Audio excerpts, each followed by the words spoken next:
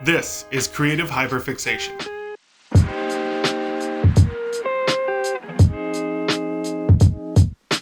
This is a project where I hope to inform, showcase, and inspire people based on things I'm really passionate about.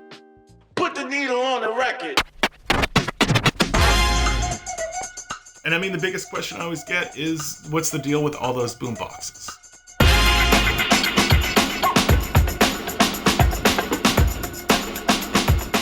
And there's definitely a childhood component of being a product of the 80s.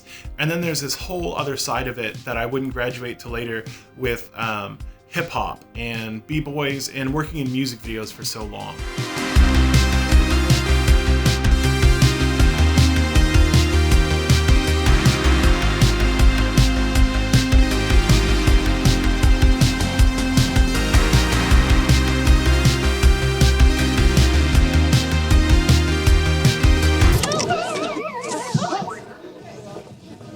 Earliest inspirations for me to get into boomboxes was first and foremost the movie Goonies.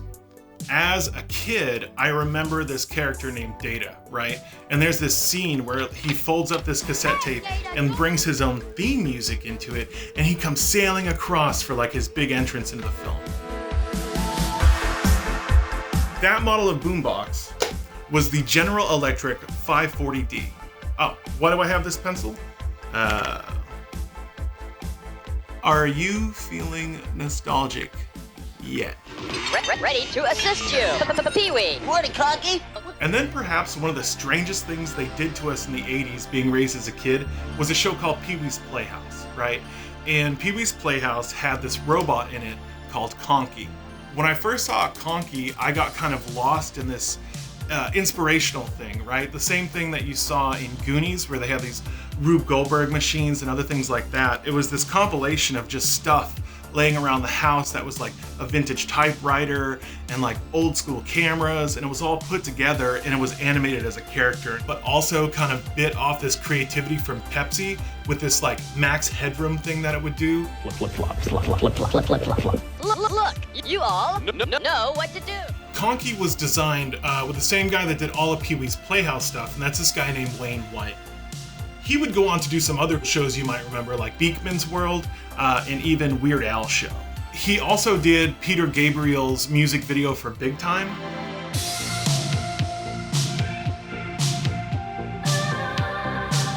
And then it's funny to think you have Peter Gabriel's song in that iconic scene with John Cusack holding the box up in the air. The radio that's about as big as the Empire State Building and as loud as World War II. Bothers the hell out of me. I think you're invading my life space with that damn thing. My favorite blaster is Lasonic TRC-931. You have these legendary blasters that were used in either music videos or from pop culture, other icons like that. In my collection, one would probably be the Madonna Disco Lite or the Disco Lite box.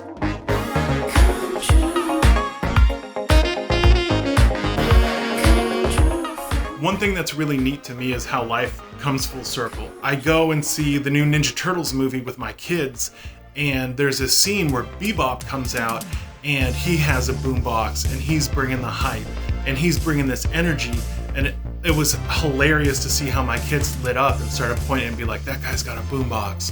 And it was this epic moment that sets the scene. Boomboxes kind of, to me, encapsulate that deep proliferation in this like synchronization of movement, of excitement, of this nostalgic era where people were beginning to take a soundtrack to their entire life and just leaving the house with it. So that's my creative hyperfixation. Boomboxes.